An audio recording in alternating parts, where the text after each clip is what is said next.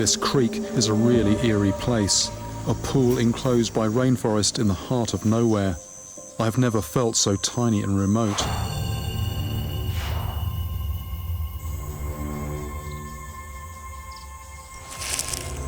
The fragility of my safety has never been so clear. And to make matters worse, I'm not alone. A caiman, South America's alligator. Large ones have been known to attack people. Although normally quite wary, this one is completely unafraid of me, testament to how far from people I have travelled. I don't want him to come too close, but it's no wonder he has made this creek his home. It's piranha.